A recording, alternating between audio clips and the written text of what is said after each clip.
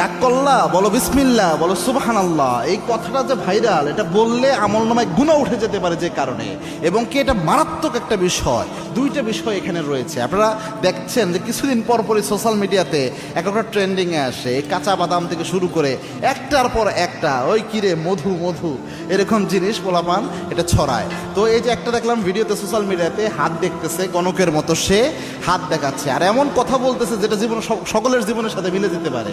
আর দেখার পরে বলতেছে যে ঠিক কি না, ওই ছেলে বলতেছে ঠিক। কি রাগ করলা? কয় না। বলো বিসমিল্লাহ, বলো সুবহানাল্লাহ। এখানে প্রথম যে বিষয়টা হয়, রসুলের একটা হাদিস জানেন, আল্লাহর হাবিব সাল্লাল্লাহু আলাইহি ওয়াসাল্লাম জানিয়েছেন, আবু হুরায়রার বর্ণনা, মান আতা কাহিনান, কোনো ব্যক্তি যদি গণকের কাছে যায়, গণকের কাছে যে হাত দেখায়, আল্লাহর হাবিব জানিয়েছেন যাওয়ার সাথে সাথে 40 দিনের আমল বাতিল হয়। আরেক বর্ণনায় এসেছে, আল্লাহর হাবিব বলেছেন রসুলের উপর যা নাজিল হয়েছে সব কিছু অস্বীকার করার গুনাহ আল্লাহ আমলনামায় দিয়ে দেয়, সব কিছুর সাথে কুফরি করা হয়ে যায়। এক বর্ণনায় এসেছে 40 দিনের আমল নামাজ শেষ, আরেক বর্ণনায় এসেছে রসুলের উপর নাজিল করা যা আছে সব অস্বীকার করার মতো গুনাহ আমল নামায় উঠে যায়। এটা হচ্ছে প্রথম, ওই যে হাত দেখানোর বিষয়টা, যেহেতু এটা আমরা ভাইরাল করতেছি, এটা অনেকেই এখান থেকে উৎসাহিত হবে। এই জন্য কারো কোনো গণকের কাছে কখনো হাত দেখাবেন না, গায়েবের একমাত্র মালিক আল্লাহ। 2 নাম্বার, এখানে বিসমিল্লাহ এবং সুবহানাল্লাহ এটাকে ফান হিসেবে ব্যবহার করা হচ্ছে। এই যে আপনি যে কোনো বন্ধুর সাথে দুষ্টামি করে, একটা ফাইজলামি করে বলে কি রাগ করলা, বল বিসমিল্লাহ, বল সুবহানাল্লাহ।